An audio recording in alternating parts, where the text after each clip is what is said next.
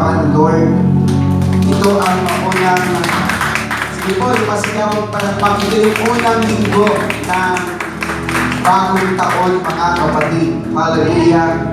So, tulad ng sinasabi ko, let us start sa paglilingkod sa ating Panginoon, mga kapatid, dahil huwag po natin i-take for granted ang paglilingkod sa Diyos dahil ito ang pinakamahalaga sa ating buhay. Why we were, sabihin natin, bakit tayo mga kapatid nag-i-exist sa buhay na ito. Kaya salamat sa Diyos na tayo po ay Kanyang binibigyang patuloy ng oportunidad at pribilehiyo na makapaglingkod sa Kanya. Mga kapatid, kinagawian natin, kinaugalian natin at kinasanayan natin ang magdeklara ng mabubuting bagay bago tayo mga kapatid makinig ng Word of God. Of course, with faith, with boldness and confidence. At ibig sabihin, habang dinideklara mo, naniniwala ka na mangyayari ito sa buhay natin. Okay? With faith, with boldness and confidence, sabi nga po natin, thank God I am prosperous.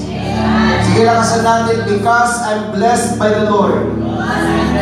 Greatly blessed, extremely blessed, highly favored, deeply loved. Sabi mo, thank God I am your child. I cannot be denied. I am your beloved. Everything in my life is well. Sabi mo, my life is well. My family is well. My job is well. My business is well. In the presence of God. Nothing is missing. Nothing is broken. Sabi natin, all is well. Sige, palapakan natin si Jesus. Amen? Hallelujah. Lagi natin tandaan, ang buhay natin sa presence at sa piling ng Panginoon ay mahina. Mga kapatid, we're done already sa book 1, which entitled, Who He Is Before Us. Mga kapatid, hallelujah. Book 2, Book 3, pinag-aralan natin who He is within us. At ngayon, nandito tayo sa Book 4, who He is between us. Mga kapatid, so, tapos na po tayo ng Book 1, Book 2, Book 3, at ngayon, nandito tayo sa Book 5. Siguro sa haba-haba ng ating pagtatalakay tungkol sa sino ang Diyos, mas nauunawaan natin kung sino ang Panginoon. Mga kapatid, again, we're now here in Book 4, which entitled, Who He Is Between Us. Sa pagitan natin, mga kapatid, sino ang Diyos natin? Kinuha natin sa Psalms 18:2, Amplified. The Lord is my rock, my fortress, and my deliverer, my God, my King, and my firm strength, in whom I will trust and take refuge, my shield and the horn, my salvation, my high tower. So, ang sabi po mga kapatid dito, ang Diyos ang ating tanggulan, ang Diyos ang ating kublihan, ang Diyos ang ating, sabihin natin mga kapatid, kanlungan sa mga panahon na may mga pinagdadaanan tayo. So mga kapatid, we're now in part 1. Ito ang unang topic, mga kapatid. Siya ang Diyos na ating kaagapan. He is the God, our helper. In Hebrews, problema, sa mga pagsubok, sa mga pinagdadaanan natin sa buhay, you're not alone. Sabi mo sa katabi mo, you're not alone. Huwag mong sabihin na nagsusolo ka. Because the Lord is our helper, siya ay lagi nating kasama. Hebrews 13:6, mga kapatid, ano pa ating masasabi ng buong tapang? Ang Panginoon ang aking katulong. Ang binanggit sa Tagalog, katulong, hindi ako matatakot anong magagawa sa akin ng tao.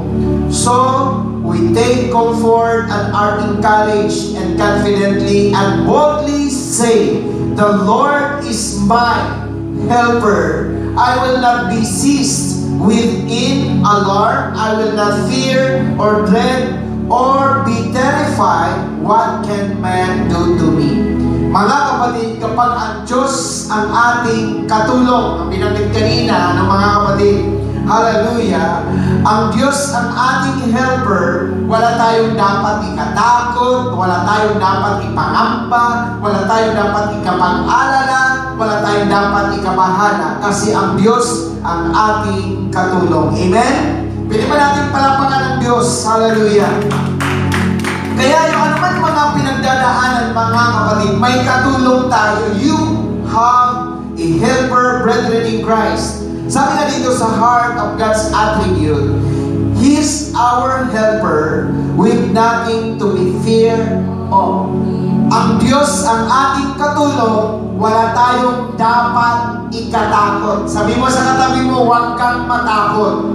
Kaya pag dumadaan ka ng problema, huwag kang matakot. Pag mayroon kang nararanasan sa buhay, huwag kang matakot. As what I said, you are not alone. Ang Diyos ang kasama natin, and you have nothing to fear of. At then pangalawa, mga kapatid, He's our helper with nothing to be afraid for. Wala tayong dapat para pang-ilangan. Bakit? Kasi ang ibang daming mga kinakatakutan, pinangangambahan, pinag-aalala, pero tayo wala dapat, because the Lord is our helper, and He's our helper with nothing to be terrified with. Kaya inaano po natin mga kapatid yung salitang F-A-T, with nothing to be feared of, and with nothing to be afraid for, and with nothing to be terrified with. Sabi nga ng Bible, dumaan ka man sa tubig, di ka malulunod. Dumaan ka man sa apoy, di ka masusunog, dahil kasama natin ang Diyos. Palapakan natin siya, mga kapatid. Hallelujah.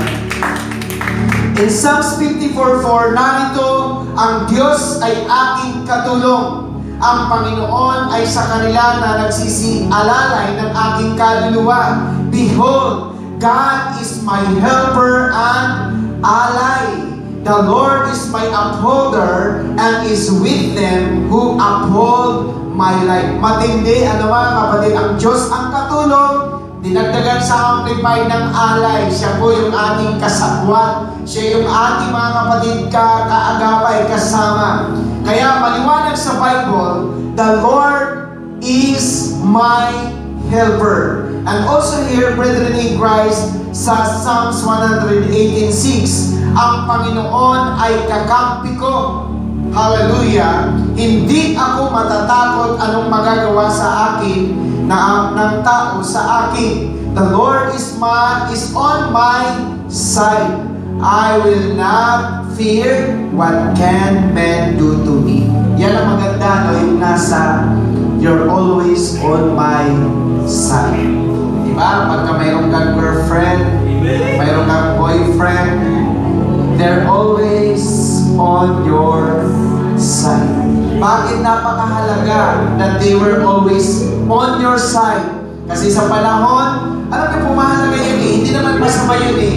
Ang purpose, mga kapatid, bakit you want her or you want him to be on your side? Kasi sa panahon na nanlulumo ka, nanlulupay-pay ka, someone will strengthen you. Someone will encourage you. Tama ba, mga kapatid? Kaya nga, yun ang purpose ng kaagapay. We're looking someone to be our mate. Kasi para may tutulong kapag ka nawawalan ka ng pag-asa, mayroong magpupush sa'yo na umasa sa Diyos, mayroong nag-i-encourage sa'yo. Amen. But the Lord is always on our side. Hindi ka man samahan ng iba. Naalala ko, mayroong magbabarkada. Ang tatapang nila kasi marami sila, praise God. Hallelujah, matapang sila kasi mas sila, marami sila. Pero alam niyo po, pagdating ng kagipitan, praise God, kasi magkaaway sila, grupo-grupo eh. Nahawakan yung isa, pinumpong yung isa, alam mo ginawa ng marami, nagsipagtakbuhan sila, iniwan ang isa ang kanilang barkada. Praise God. Alam mo, what I'm pointing out is, ang barkada, hindi sila laging nasa tabi mo. pwede ka nilang iwan. Pero ang Diyos, na naman mangyari, tigbihin mo, ang Diyos lagi nasa tabi mo. Palapakan natin ang Panginoon. Amen? Hindi ka niya iiwan, hindi ka niya pababayaan. He's always on your side. In Psalms 27:1, ang Panginoon ay aking liwanag at aking kaligtasan. Kanino ako matatakot? Ang Panginoon ay katibayan ng aking buhay. Kanino ako masisindak? Hallelujah. As Psalm of David, the Lord is my light and my salvation. Whom shall I fear or dread?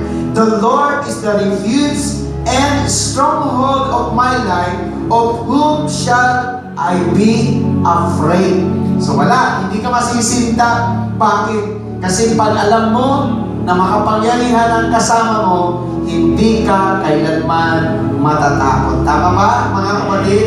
Ang isang maliit na bata, kapag kasama ang kanyang daddy, wala siyang agam-agam, wala siyang pangamba, wala siyang takot because he knows na kapag kasama niya ang kanyang daddy, hindi siya pwedeng pabayaan. Are you heard, church? Amen. Kaya kapag kasama mo ang Diyos, wala kang dapat ikatakot, mga kapatid, kasi hindi ka niya iiwan. Also here in Psalms 30:10, iyong tingin, O Panginoon, at maawa ka sa akin. Panginoon, maging saklulo nawa kita. Maganda sa Tagalog, binanggit naman saklulo, kanina katulong, kanina katuwa. Here, O Lord, have mercy and be gracious to me. O Lord, be my helper.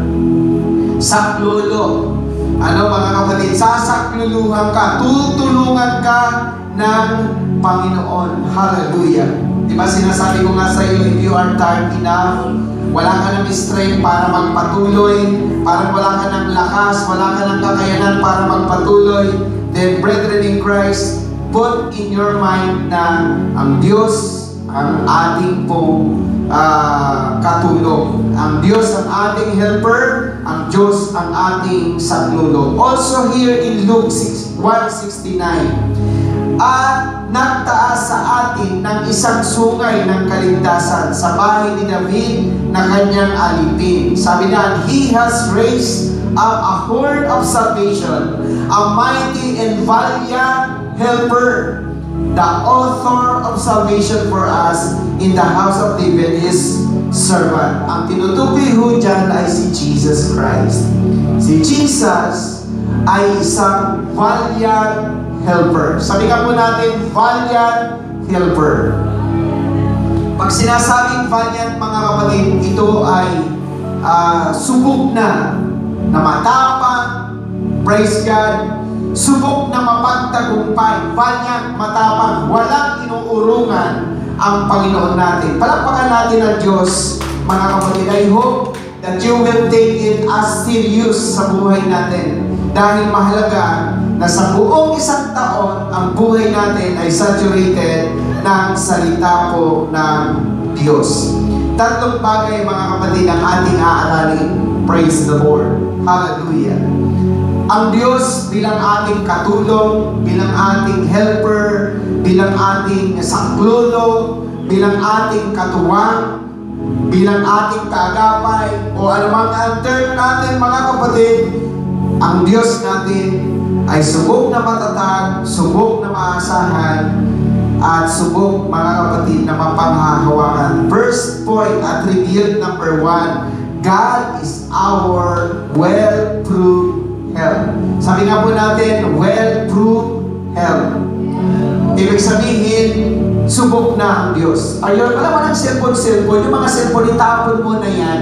Kasi mahalaga yung Word of God, tama? Amen. Hallelujah. May mga panahon dyan, may panahon para mag-cellphone, may panahon para makinig ng Word of the Lord. Alam niyo po, mga kapatid, kung ako ang tatanungin ninyo, dapat ang lalalim nyo na sa Word of God kasi yung mga itinuturo natin dito, hindi po turong lousy, mga kapatid. Compared to other pastor na pag nagturo, wala kayo naiintindihan. Pero dito, i-take po ninyo sa grant kasi hindi naman po puro pala sa bahay ninyo, magdamag na maghapon, puro cellphone ka na eh. Ka-chat mo na yan eh, ka-text mo na yan eh. Alam mo, pati ba dito sa church, yun pa rin yung hawak natin. Hallelujah. Mga kapatid, ang aking hinihiling sa inyo, there's a time for everything. May panahon para sa lahat ng bagay.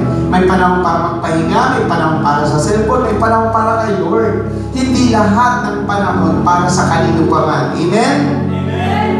So pag sinabing well-proved health, napatunayan na ng kasaysayan throughout the Bible from Old Testament hanggang New Testament, napatunayan na ang Diyos ay ating katawan. Basa tayo sa Psalms 46:1. Ang Diyos ay ating ampunan at kalakasan, handang saklulo sa kabagabagan. Sabi po dito, to the chief musician, a psalm of the sons of Korah, set at treble voices, a song. God is our refuge and strength, mighty and impenetrable to temptation, a very present and well-proved help in trouble. I like that term. Sabi po ng Amplified, well-proved help in trouble. Diba? Tingin kayo sa akin, mga kapatid, mga kabataan, be serious. Uulitin ko ang mga kaibigan at sila kapag atin ka.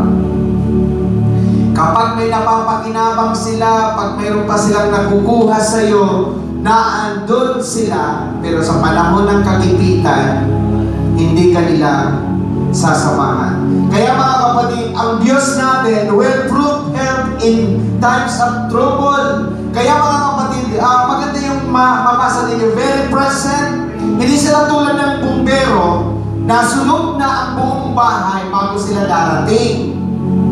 Hindi sila tulad ng rescue na patay na yung pasyente bago sila dumating. Hindi sila tulad ng mga kapulisan na bago sila sabihin natin mag-respect o sabihin natin magpunta, patay na ang hino-states na tao. Because lagi silang huli, pero ang Diyos, hindi ka pa tumatawag sa Kanya, present siyang katulong natin. Amen? Hindi ka pa nag-pray, hindi ka pa tumatawag, ang Diyos na andun na agad para tulungan tayo. Palapakan natin siya, mga kapatid. So prove na po yun, ulitin ko, in the Old Testament, sa New Testament, and even in our time today, ang Diyos ay napatunayan na nakatulong natin. If you're going to ask yourself, halimbawa kay Michelle, sa akin, mayroon pa kaming problema mula, ako ngayon 48 na eh. 48 this year 2024. Hallelujah. Mula ko ba sa edad 1-year-old hanggang ngayon 48 ako, mayroon ba akong problema na hindi ko nalagpasan? Kaya akong kausap. Sa bawat taon na dami kong pinagdaanan, ang dapat ko naranasan, pero wala akong problema dahil hindi nabigyan ng katugunan. Why? Just because sa lahat ng taon, hindi ako pinabayaan ng Panginoon. Present help, hallelujah, mga kapatid, ang Diyos, ang ating katulong. Proven, sabi nga po ninyo, proven. May mga tao kasi, ulitin ko mga kapatid, hindi masama magbarkada, hindi masama magkaroon ng maraming kaibigan. Pero ulitin ko, majority ng kaibigan, wala sila sa panahon ng kagipitan. Walang tutulong sa atin, kundi ang Panginoon. Mayroon akong pinag-aralan ng kabataan eh. Grabe siya managot sa kanyang magulang. Sabi ko sa kanya, alam mo kako, yung boyfriend, girlfriend mo, wala pang nagawang mabuti sa iyan. Pero yung magulang mo, wala pa lang sa sinapupunan ng iyong ina, hanggang ikaw ay silang maging bata, hanggang magbinata, sila ang iyong kasama. Kaya kung mayroon kang paahalagahan, hindi yung boyfriend, girlfriend, pahalagahan nyo yung inyong pamilya. Tama ba, mga kapatid? Hindi masama, basta wag lang mapapabayaan ang ating mga magulang. Palakpakan natin si Jesus. So proven. Pangalawa, mga kapatid, attribute number 2, God is our well-timed help. Basa tayo, Hebrews 4:16. Magsilapit nga tayong may pagkakatiwala sa luklukan ng biyaya, upang tayo magsipagtamo ng awa at mga kasumpong ng biyaya upang tumulong sa atin sa panahon ng pangangailangan. Maganda sa Amplified. Let us then fearlessly and confidently and boldly draw near to the throne of grace, to the throne of God's unmerited favor to us sinners, that we may receive mercy for our failures and find grace to help in good time for every need, appropriate help, and well-timed help coming just when we need it. Ano bang ibig sabihin ng well-timed? Napapanahon. Sabi nga ninyo, napapanahon na tulong. Kaya nga diba, nire-refute natin ang panalangin ng kaibayong pananampalataya. Nire-refute natin kasi ang alam nilang panalangin, ganito lang: Our Father in heaven, hallowed be thy name, thy kingdom come, thy will be done here on earth as it is in heaven. Give us this day our daily bread, and lead us not into temptation, but deliver us from evil. Amen. Yun ang alam nilang panalangin. Inalulunod sa tubig. Ang panalangin nila ganito: Ama namin nasa langit ka, sabay ng pangalan mo. Tapos bigyan mo kami ng tinapay. Nalulunod ka, tinapay pa rin ang hinihingi mo. Hindi niya yata ko nakakigil. Praise God. Hallelujah. Dili mo na, nalulunod sa tubig. Give us this day our daily bread. Tinapay pa rin. Hallelujah. Tapos ngayon, mga kapatid, naandun siya, kakainin siya ng leon. Nasa gubat, kakainin ng leon. Ang panalangin niya pa rin ganun: Our Father, give us this day our day. Tinapay na naman. Pag sinabing appropriate, napapanahon kung anong pangangailangan mo, yun. Halimbawa, kung ang pangangailangan mo kaligtasan, ang tulong na ibibigay ng Diyos sa iyo, kaligtasan. Kung ang kailangan mo pagkain, ang tulong na ibibigay sa iyo ng Lord, pagkain. Kung ang pangangailangan mo kagalingan, ang ibibigay na tulong sa iyo ng Lord, kagalingan. Well-timed, napapanahon. Amen? Naintindihan niyo ba yung sinasabi ng Bible? Pag sinabing well-timed health, kung nanong pangangailangan mo, nanong puri mo, yun ang ibibigay ng Diyos sa atin. Anong pangangailangan natin ngayon? Pera. Kasi mga mukhang pera. Praise the Lord. Puro pera. Anong puri mo? Pera. Hallelujah. Praise God. Wala man lamang, alam niyo po, marami akong mga napapanood sa Facebook na mayroon silang pinapapili. Pili ka ng ganito, tapos may equivalent siya amount, the price. Tapos ngayon mga kapatid, mayroong yung God or cellphone. Yan pa, medyo na ako doon, pinamimili siya, God or cellphone. Doon sa God, ang pinaka-price doon, dollars. Maraming pera. Sa cellphone lang, iPhone nga lang, iPhone. Pero alam niyo po, siguro sa dami ng tao na pinamili, most of them choose ng iPhone. Na samantala, kapag pinili nila ang Diyos, yung money o yung dollars na naandun sa price ng God, more than sa iPhone. Hallelujah. Nakakalungkot lang po, that is the reality ng tao, na pag pinamili mo sila sa Diyos at saka sa pera o sa mga gadgets, mas pipiliin nila ang pera at saka gadgets. They do not choose God, in which ang Diyos ang source ng lahat ng bagay. Amen? Amen. Diba? Madalas yung narinig sa akin, choose not the basket of fruit. Choose the tree of fruit. Huwag mong piliin ang basket ng prutas, kundi ang piliin mo ang puno ng prutas. Kasi ang basket ng prutas, pag naubos, wala na. Pero ang puno ng prutas, hanggat naandyan, habang namumunga yan, makakakuha ka ng prutas. Church, listen carefully. Choose not the blessings. Choose the blesser. Naintindihan nyo? Huwag niyong piliin ang pagpapala, piliin niyo ang nagbibigay ng pagpapala. Kaya dapat, Hindi po natin isasantabi ang Diyos. Pag pinamili ka, ang Diyos o girlfriend, siya.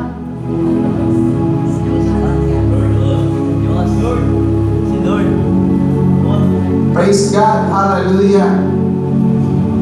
Eh, ang iba sasabihin nila, ay, pipiliin ko yung girlfriend ko. Ang girlfriend ko, siya ngayon na nakita. Pero si Lord lagi na naman naandyan. Parang Sunday yan eh. Parang Sunday. Sasabihin nila, hindi mo na buhatin na yung Sunday dahil marami pa naman darating na Sunday. Bakit ang Sunday na ito magiging tulad pa ng Sunday darating? Of course not. Amen? Amen. Pero maganda, sa inyong dalawa siya, ang pinipili ninyong God. Bakit? Kasi pag pinili nyo ang Diyos, He will give you everything you want. Ibigay ng Diyos ang lahat ng gusto ninyo. Amen? Amen. O sabi mo nga sa katabi mo, well-timed help. Kaya pag umiiyak tayo, pag may pangangailangan tayo, kung anong pangangailangan mo, praise God, yun ang ibibigay sa iyo ng Lord. Amen? Amen po ba? Hallelujah. Sabi ko nga, uhaw na uhaw ka, bibigyan ka ng pagkain, kakain ka ba? Hindi. Kahit masarap na pagkain niya, what you're looking for is water. Siyempre, mas masarap sa iyo ang tubig. Kaya ganun mga kapatid, kung ano ang pangangailangan mo, yun ang ibibigay sa iyo ng Diyos. If you need salvation, He will give you salvation. Well-timed. Kung ano ang kailangan mo, yun ang ibibigay ng Diyos. Palapakan natin siya, mga kapatid. Tatlo lang naman po ito. God is our well-appropriate help. Sabi po dito mga kapatid sa Hebrews 4:16, again, magsilapit tayo may pagkakatiwala sa luklugan ng biyaya upang tayo magsipagtamo ng awa at mga kasumbong ng biyaya upang tumulong sa atin sa panahon ng pangangailangan. Let us amplify, let us then fearlessly and confidently and boldly draw near to the throne of grace, the throne of God's unmerited favor to us sinners, that we may receive mercy for our failures and find grace to help in good time for every need, appropriate help, and well-timed help coming just when we need it. Maganda yung appropriate. Praise God. Amen? Magugulat ka na lang. Pag kailangan mo ng pera, Michelle, may darating na blessing na pera. Parang tatanungin mo, parang alam ni Lord yung pangako. Siyempre, alam niya. Sabi pa nga, bago ka nga humingi, alam niya na kailangan mo na yan eh. Tama? Praise God. Hallelujah. Sabi mo nga, appropriate. Hindi lamang napapanahon, kundi akma na pagtulong. Akma na tulong. Praise God. Hallelujah. Amen? Amen. Kung baga sa sapatos, pag nagbigay si Lord ng sapatos, sakto ang sukat. Hallelujah. Hindi yung iba, magbibigay ng sapatos, di mo alam kung magiging McDonald ka, itsura sa sobrang laki. Ang iba naman, sobra namang liit. Praise God. Hallelujah. So ang Lord ay akma. Sabi mo nga ulit sa katabi mo, akma. Praise God. Hindi lang napapanahon, akma. Sakto. Sakto. Praise the Lord. Kung ang kailangan mo 10,000, bibigay sa iyo ng Lord 100,000. Akma. Praise God. Sapat. In other words, kanina kinakanta natin, sapat. Praise the Lord. Kaya, lagi natin tandaan, pag sinasabing akma, sapat, hallelujah, or fitted, yung pagtulong ng Lord sa atin, alam niya na kailangan natin ang mga bagay na yan. Kaya ating pong isang mga kapatid, God is our sige, next na tayo. Hallelujah. God is our well-proved help. At napatunayan na yan, God is our well-timed help. Napapanahon. And God is our well-appropriate help. Akma, sakto na tulong. Amen? Hallelujah. Kaya salamat kay Lord. Kung anong pangangailangan mo ngayon, alam ng Diyos yan. Ang iba nangangailangan material. Ang iba nangangailangan financial. Ang iba nangangailangan physical. So whatever need you have this morning, akma ang tugon ng Diyos sa iyo. Alam niya yung sitwasyon mo, alam niya yung pangangailangan mo, at kung anong pangangailangan mo, yun ang ibibigay sa iyo ng Diyos. Kaya nga sabi nga ng Bible, ang hihingi ba ng isda, bibigyan ba ng Lord ng alakdan? Ang hihingi ba ng tinapay, bibigyan ba ng Diyos ng bato? Of course not! Kung ang hiningi mo tinapay, He will give you the bread. If you ask Him fish, He will give you fish. Ganun po ang Diyos. So whatever you ask this morning, yun ang ibibigay ng Diyos sa atin. Amen? Basa tayo sa John 14:16. Sabi niya, I will ask the Father, sabi ni Jesus, and He will give you another comforter, counselor, helper, intercessor, advocate, strengthener, and standby, that He may remain with you forever. I like the word forever. Kaya kahit nagkukulang ka, nagkakamali ka, the Holy Spirit is in our hearts. Sabi nga ninyo, forever. Pag sinabing forever, hindi na umaalis yan. Nandiyan ang Holy Spirit, and that Holy Spirit is our helper. Sabi nga ninyo ulit, helper. Okay, isa pa ho, 4 na verse yan, John 14:26. But the Comforter, which refer to the Holy Spirit, Counselor, Helper, Intercessor, Advocate, Strengthener, Standby, the Holy Spirit of the Father will send in my name, in my place, to represent me and act on my behalf. He will teach you all things, and He will cause you to recall, will remind you of, bring to your remembrance everything I have told you. Praise God. Ang maganda, yung helper natin will remind lahat ng natutunan mo. Kita niyo po, mga kapatid, kapag medyo may pinagdadaanan ka, nawawalan ka ng pag-asa, the Holy Spirit will remind you, anak, huwag kang mawawalan ng pag-asa. Magpatuloy ka, manalig ka, kaya mo yan. Amen. Actually, mga kapatid, ang pinakamaganda lagi pagka ako ay may mga pinagdadaanan sa buhay, yung parang it seems na wala ka ng matakbuhan, wala ka ng mapagsumbungan, wala ka ng magiging kakapit, parang nagsusulo ka. At yan ang panahon na tatawag ka sa Diyos. Yun ang panahon na tutulog ka sa Diyos. Ito ang pinakamaganda kapag bumubulong sa iyo ang Holy Spirit. Kaya nga ako, pagka umiiyak ako kay Lord, mag-isa lang ako, hallelujah, ito lang ang lagi sinasabi ng Holy Spirit, agyumiyan. O baka paparang pa ng Holy Spirit, no? Sabi niya, agyumiyan, agyumiyan. Ikaw ba, Michelle, pag may pinagdadaanan, ano bang naririnig mo sa Holy Spirit? Kaya mo yan. Kaya mo yan. Hallelujah. Kasi madalas pagka hindi na natin, mabigat ang ating pinagdadaanan, sumusuko ka eh. You are in the point of giving up eh. You are in the point of, para bang sabihin natin, para bang ayaw mo na eh. Praise God, Lord, hindi ko na kaya. O ano sasabihin ng Holy Spirit? Of course, i-remind ka. Kaya mo. Agyumi yan. Tolis, agyumi yan. At isang maganda pang naririnig ko, yung sadsad me. Dati hindi ko naintindihan yung sadsad me. Sadsad me. Praise God. Ang sadsad me pala, tapusin mo. Whatever you started, tapusin mo. Sadsad me. Sa amin guys, sa Bisaya, pag sumadsad talaga. Hallelujah. Sumayan. Pero yung sadsad pala sa Kapampangan, tapusin mo.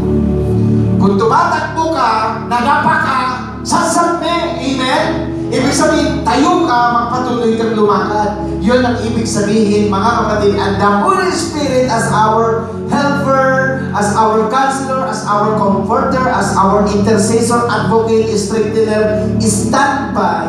Siya ang magre-remind sa lahat ng natutunan mo kay Jesus. Mga kapatid, sabi dito, ang ganda po mga kapatid, He will cause you to recall, will remind you of, bring to your remembrance everything I have told you. Kaya kung ano sinabi ni Jesus, kaya kung minsan pagka may pagsubok, di ba, sinasabi mo, hindi ko kaya. Anong sabi doon ng Corinthians? Nare-remind pa ng Corinthians, walang pagsubok na dumating sa inyo na hindi mo kaya lagpasan. So, the word of the Lord, nagre-remind sa atin. Isa pa po, John 15:26, hallelujah. But when the Comforter, Counselor, Helper, Advocate, Intercessor, Strengthener, Standby comes, whom I will send to you from the Father. Again, sabi niya, the Spirit of truth who comes or proceeds from the Father, He Himself will testify regarding me. Siya ang magsasabi, magpapatuto patungkol sa amin. Kaya pag may helper ka, sasabihin ng Holy Spirit, oh, yung Jesus na kilala mo, Jesus yun na hindi nag-iiwan, hindi nagpapabaya. He will remind you who our God, who our God is, brethren in Christ. And last, John 16:7, however, I am telling you nothing but the truth. Grabe, when I say it's profitable, good, expedient, advantageous for you that I go away, because if I do not go away, the Comforter, Counselor, Helper, Advocate, Intercessor, Strengthener, Standby will not come to you into close fellowship with you. But if I go away, I will send Him to you to be in close fellowship with you. Kanina remains forever, close, intimate. Kaya alam na alam ng Lord ang pintig ng ating puso. Yung partner, yung asawa, yung partner mo, hindi nila alam ang tungkol sa iyo lahat. Alam marahil ang kaunti. Halimbawa ba, kapag may girlfriend ka, may boyfriend ka, alam ba lahat ng boyfriend mo yung nararamdaman mo? Okay. Alam ba nila na nagtatampo ka minsan? Alam ba nila ba na nagsiselos ka minsan? Alam ba nila na nag-aalala ka minsan? Hindi nila rin minsan alam. Minsan pa yung mga lalaki feeling pogi, pag alam nilang pinag-aalala ang babae, sige lang, lalo nilang pinag-aalala. Pero alam niyo po mga kapatid, sabi nga, ang maganda sa relationship, sabi nga, napapagod din ang mga yan. Sumusuko din ang mga yan. Kaya huwag mong uubusin yung pasensya. Kasi minsan feeling pogi yung lalaki, ay, pinagsisilosan ako. Palagi ko pagka naubos ang ano niyan, pasensya niyan. Kaya nga sabi nga, ng isang preacher, nandun ko lang panood yun. Gusto ko yung sinabi niya. Sabi niya, dapat hindi malungkot kapag iniwan ka ng iyong boyfriend. Dapat masaya ka. Sabi niya, tanongin niyo ako kung bakit. Sigawan ng mga tao, bakit? Kasi nawalan ka ng isang manluloko. Dapat maging masaya ka. Tama na. Bakit manlulungkot ka kapag iniwan ka ng boyfriend mo? Praise God na walang ka ng isang manluloko. Mga kapatid, again, ang Holy Spirit knows everything. Alam niya kapag pagod na ang ating puso, hapon na ang ating puso, alam niya ang lahat sa atin. Amen? He knows everything, brethren in Christ. Okay, sama po natin ulit. The Holy Spirit helps us as our counselor. Pag may problema ka, Holy Spirit ang kakansel sa'yo. Patawad ka, magpakababa ka. The Holy Spirit helps us as our comforter. Siyempre, nasaktan ka, ng Holy Spirit nagko-comfort yan sa atin. Kino-comfort ka. Then last, the Holy Spirit helps us as our companion. Pag sinabing companion, siya yung ating kaagapay, siya ang ating katulong, siya yung lagi nating kasama, mga kapatid. That is the Holy Spirit as our helper in our hearts, brethren in Christ.